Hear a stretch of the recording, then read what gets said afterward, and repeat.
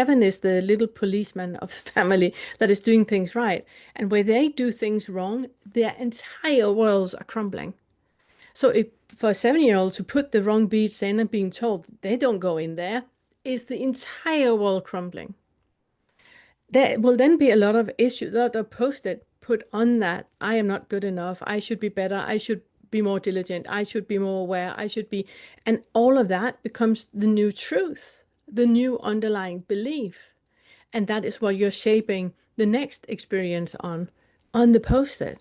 So the next somebody goes like, no, don't cut the carrots like that. You will feel the same. Oh my God, I'm failing again. I'm failing again. Because that is the underlying belief that that nervous system and that biology has created. And that becomes the foundation for everything you perceive in your life from that on.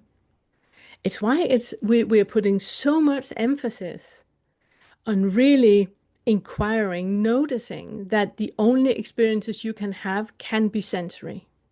That's a seeing, hearing, smelling, tasting, touching, nothing else. Then there's a mental overlay of the seeing, hearing, smelling, tasting, touch. I'm going to make another video where I talk about that. But that is basically the mental formations you create about something. If I say strawberry, you might have a a visual image of a strawberry. You might smell it or taste it. That is the mental overlay of the sensory experiences. And even that can be picked apart. That is what we're pointing to when we talk about living an examined life. So, and it's also why we created the First Feather course for you. So you really can inquire into all these underlying beliefs that you have, that you believe, but this is how it happened. I know this is how it happened. We'd like for you to really, really question that underlying belief that you have, because it can't be. It can't be. It can only be your perception, your judgment, and your assumption about what happened. It cannot be what really happened. So if you have experienced trauma in your life, and if you have experienced things that have created deep scars in you, we have so much compassion and love for you. And we are definitely holding your hand during this process. You're not alone in this. You're not the only one working with this. And like I said in the First Feather course, that is so much material that is helping you to really, really, really dive in and question the experience that you have.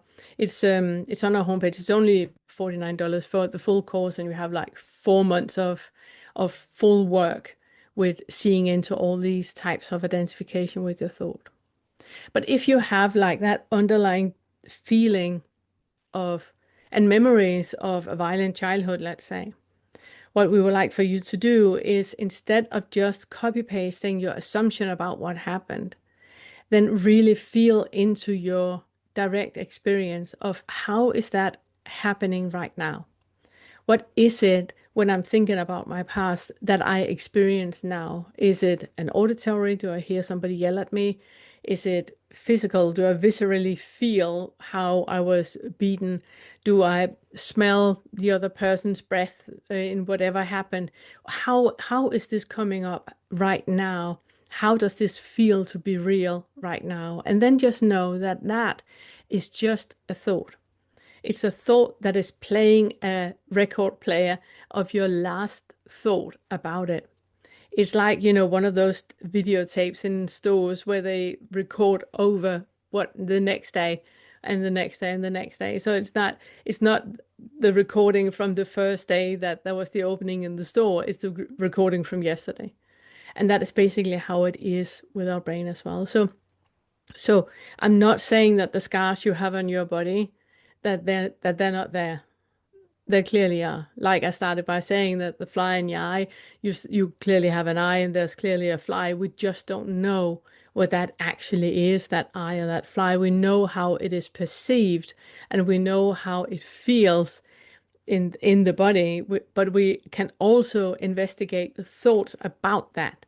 And the thoughts about it is never the real experience. It's just the thoughts about it.